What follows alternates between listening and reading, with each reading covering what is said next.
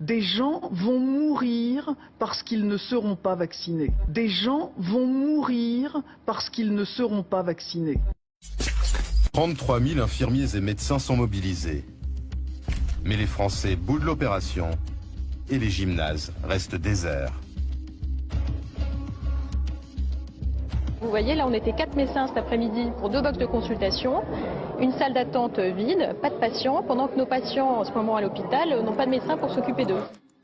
Pour sauver la campagne et écouler les millions de vaccins, Roselyne Bachelot multiplie les déclarations de plus en plus alarmistes. Vous savez que quand on a vu dans un service hospitalier le parenchyme d'un petit bébé atteint irrémédiablement par le virus A H1N1, qu'on a vu en réanimation des femmes enceintes, des jeunes gens présenter des formes fulminantes et mourir en 2 ou 3 heures avec cette forme de grippe, eh bien je vous assure, je vous dis la vérité, je vous dis la vérité. L'OMS prévoit que la grippe H1N1 tuera 2 millions de personnes dans le monde. 2 millions de personnes dans le monde. Plus de 2 mois après le début de l'épidémie mondiale, en France, la grippe H1N1 n'a touché que 450 personnes. Aucune n'en est morte. Je vous dis la vérité. Une semaine avant la campagne de vaccination, les services du Premier ministre réalisent un sondage qui montre que le refus des Français est de plus en plus fort. 85% d'entre eux ne veulent pas se faire vacciner. On vous propose de vous protéger contre une grippe dont il n'est même pas sûr que vous allez la faire et que vous allez la faire sous une forme grave. Et en échange, on vous apporte sur un plateau des particules virales, on vous apporte des adjuvants ou pas d'adjuvants, on vous apporte du mercure, enfin des conservateurs, et on vous dit, comme c'était pressé, on n'a pas eu le temps de bien regarder, on n'a pas eu le temps de faire les études. Les agents de l'OMS découvrent alors que le virus H1N1 a déjà touché 8 autres pays dans le monde.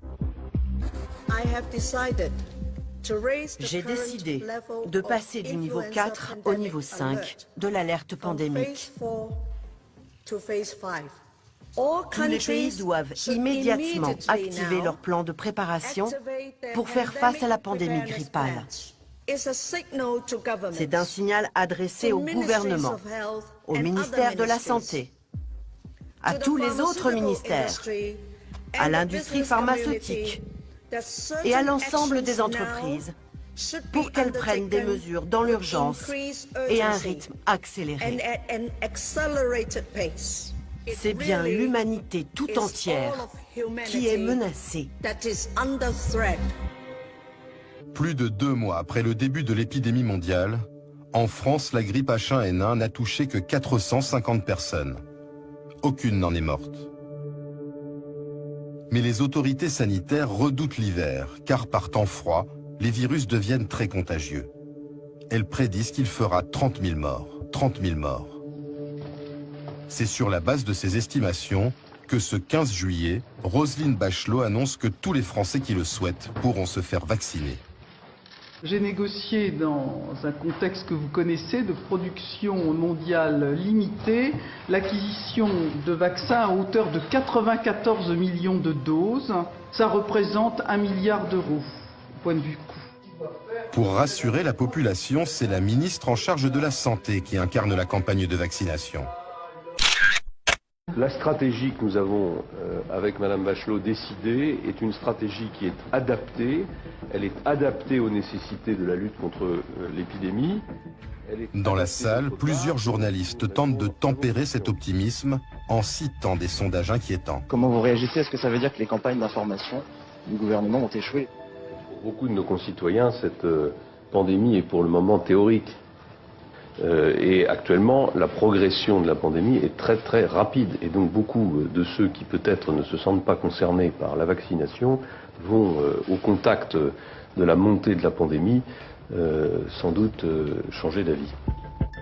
L'épidémie meurtrière tant annoncée n'arrivera jamais. Quelques jours plus tard, le ministère de la Santé reçoit le premier bilan officiel sur la mortalité du virus H1N1. En 6 mois, il n'a tué que 4000 personnes dans le monde, loin des 2 millions prévus par l'OMS. L'épidémie est là, mais donne une maladie qui est plutôt moins grave que le virus de la grippe habituel. Quand on reçoit ce signal en France, en septembre, vraisemblablement, on ne tire pas les leçons de l'expérience. Il y a une sorte de machine qui est lancée, c'est une machine militaire, c'est une campagne militaire de vaccination, et cette machine est lancée et on ne peut plus l'arrêter. Dans les laboratoires pharmaceutiques, les chaînes de fabrication de vaccins sont lancées. Cette production de masse a été déclenchée en moins de 6 mois. Un temps record qui crée des doutes sur l'innocuité de ce nouveau vaccin. Dans les semaines qui suivent, les autorités sanitaires sont confrontées à une montée des critiques dans les médias, y compris des professionnels de santé. Donc là, il y a un bénéfice-risque entre, d'un côté, une grippe qui va durer une semaine et d'autre part, un risque faible mais réel d'avoir une maladie que vous aurez toute la vie. On vous propose de vous protéger contre une grippe dont il n'est même pas sûr que vous allez la faire et que vous allez la faire sous une forme grave. Et en échange, on vous apporte sur un plateau des particules virales, on vous apporte des adjuvants ou pas d'adjuvants, on vous apporte du mercure, enfin des conservateurs, et on vous dit, comme c'était pressé, on n'a pas eu le temps de bien regarder, on n'a pas eu le temps de faire les études. Si des infirmières, comme c'est le cas, disent « moi je ne me ferai pas vacciner, je suis infirmière, je ne me ferai pas vacciner », ça a un impact considérable. On n'a peut-être pas mesuré suffisamment que ça pouvait se produire. Une semaine avant la campagne de vaccination, les services du Premier ministre réalisent un sondage qui montre que le refus des Français est de plus en plus fort. 85% d'entre eux ne veulent pas se faire vacciner. À ce moment-là, le fiasco aurait encore pu être évité.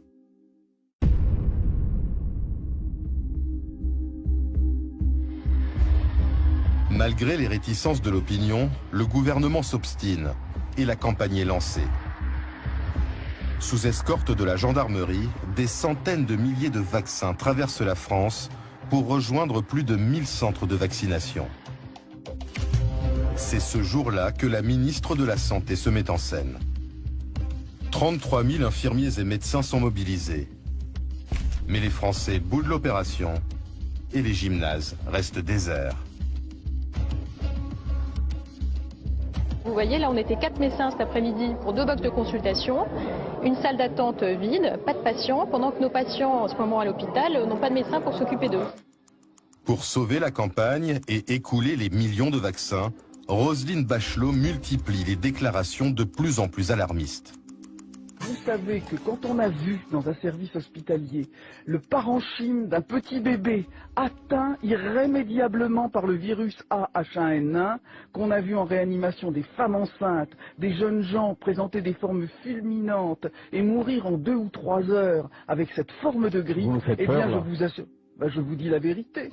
Je suis ministre de la Santé, je viens pour vous dire la vérité. Nous avons eu dans la semaine qui vient de s'écouler 16 morts à cause de la grippe A H1N1. Ce chiffre est en augmentation de 50% par rapport à la semaine précédente. Et cette évolution terrible, en quelque sorte, nous la voyons partout en Europe. Des gens vont mourir parce qu'ils ne seront pas vaccinés. Quelques jours plus tard, le ministère de la Santé reçoit le premier bilan officiel sur la mortalité du virus H1N1. En 6 mois, il n'a tué que 4000 personnes dans le monde, loin des 2 millions prévus par l'OMS. Des gens vont mourir parce qu'ils ne seront pas vaccinés.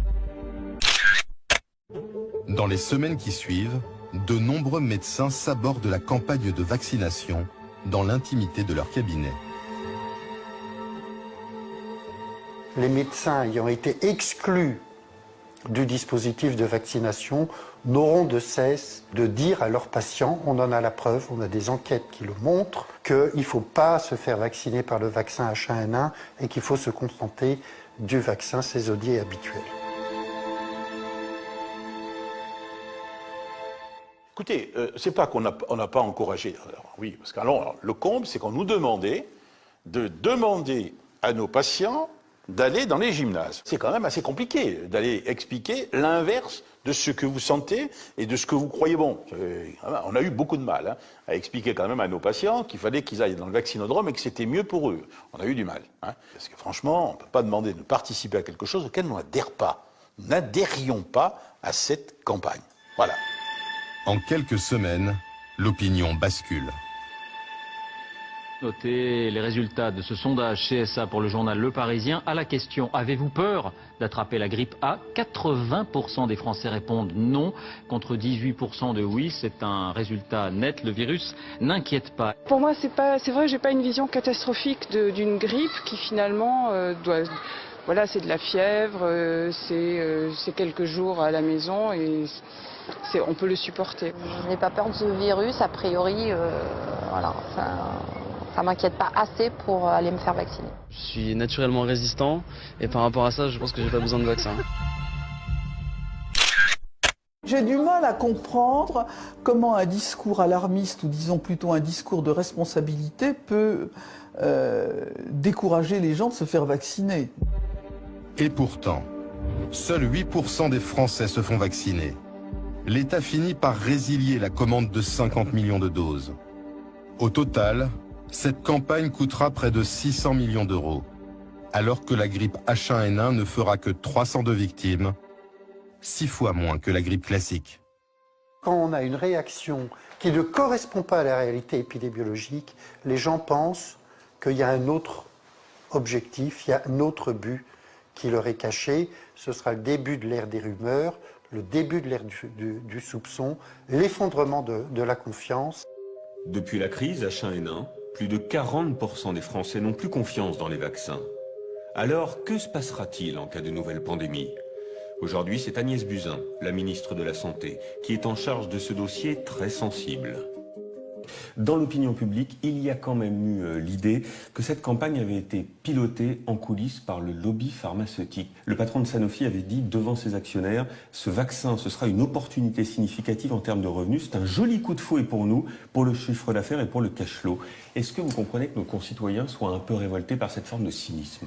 Oui, alors évidemment, après, les industriels jouent leur jeu. On peut aussi parfois leur reprocher de ne pas avoir été sur des vaccins qu'on attend. Je pense notamment à Ebola, qui est un virus qui crée des épidémies mortelles en Afrique depuis des années et sur lequel aucun industriel n'a voulu investir et faire de la recherche sur le vaccin. Ça n'intéressait personne parce que c'était des villages africains. J'insiste sur ce point, Madame la Ministre, et sur la gestion de crise passée, car il y a aussi une forme, disons-le, de dramatisation pour justifier les 11 vaccins obligatoires chez les enfants. Ce sont des éléments de langage qui reviennent, l'urgence, le danger, le risque d'épidémie et de pandémie. Des épidémies surgissent ça et là, faisant chaque année des morts. Une dizaine de morts de la rougeole les 4 dernières années, c'est trop. Une cinquantaine de morts de méningite, des jeunes entre 15 et 25 ans, c'est trop. Votre décision fait débat. Depuis le 1er janvier dernier, chaque enfant doit être vacciné avec 11 vaccins. C'est une décision de santé publique qui répond en fait à un objectif mondial de l'Organisation mondiale de la santé, qui demande aujourd'hui à tous les pays du monde d'obtenir 95% d'enfants vaccinés pour les vaccins nécessaires, et la France en est loin. De fait, il reste 20 à 30% des enfants qui ne sont pas vaccinés aujourd'hui, avec la résurgence d'épidémies, parfois mortelles, avec des enfants qui font des handicaps à vie. Pourquoi, Agnès Buzyn, ce caractère obligatoire, alors qu'on sait que l'injonction, c'est ce qui crée de la défiance? 40% aujourd'hui, c'est ce que montre ce rapport, 40% des Français sont méfiants vis-à-vis des vaccins. Ils ont plus peur des vaccins que de la maladie. Comment vous l'expliquez ça? Merci de votre fidélité. À très vite pour un nouveau rendez-vous de Cellule de crise. Belle fin de soirée sur France 2.